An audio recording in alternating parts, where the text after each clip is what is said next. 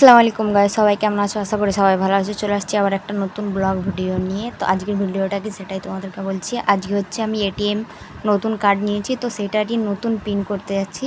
তো সেটারই ভিডিও করেছি, তোমাদের সাথে শেয়ার করছি। তো এখানে আমি রেডি হয়ে গেছি, আর আমাকে নিতে আসছে আমার মামারা। যেহেতু আমার মায়ের বাড়িতে আছি আমি, সেই জন্যে আমার মামাদের সাথেই আমি যাই। আর আমার আব্বা এইসব বিষয়ে জানে না, তো আব্বার সাথে আমি যাই না। আর এখানে আমার ফুফুতো ভাইও আসছিলো, বেটিও আসছিলো, একটু কথা বলে না। তো ফাইনালি আমরা বেরিয়ে পড়েছি।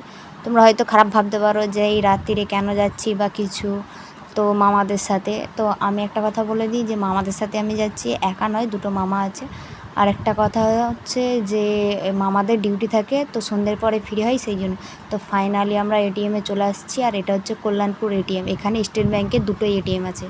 তো এখানে আসতে না আসতে দেখছি অনেকটা ভিড় হয়ে গেছে। তো অনেকক্ষণ ওয়েট করার পরে এখানে যে এই ছেলেটা ঢুকেছে, বেরোনার মানে নামই করছে না, কি করছিল আদৌ আল্লাহ জানে। তো ফাইনালি ওর হয়ে যেতে আমরা তারপর আমাদের এটিএমের যা দরকার ছিল সেটা করে নিলাম। করে নেওয়ার পরে আমাকে মামা সেট করে দিল পিন টিন দিয়ে। এখন আমরা বাড়ি চলে যাচ্ছি, এবং বাড়ি যেতে যেতে আমার ওষুধের দরকার ছিল। তো আমার একটা আন্টির দাঁতের যন্ত্রণা ছিল, তার জন্য ওষুধ নেওয়ার ছিল। তো এখানে ওষুধের দোকানেও ঢুকেছিলাম। তো এখানে ওষুধের দোকানদার ছিল না, বললো একটু ওয়েট করো। তো ফাইনালি 5 মিনিট ওয়েট করার পর ওষুধের যে মানে লোকটা থাকে সে আসলো। আসার পর আমি বলে দিলাম, সেরকমভাবে আমাকে ওষুধগুলো দিয়ে দিল। আবার মামা আমাকে বাড়িতে রাখতে যাচ্ছে। তো আজকের ব্লগটা এতটুকুই। যদি ভালো লাগে লাইক কমেন্ট শেয়ার করবেন এবং সাবস্ক্রাইব করে দেবেন। আপনাদের সাথে দেখা হবে আবার একটা নতুন ব্লগ ভিডিও নিয়ে। সবাইকে খোদা হাফেজ।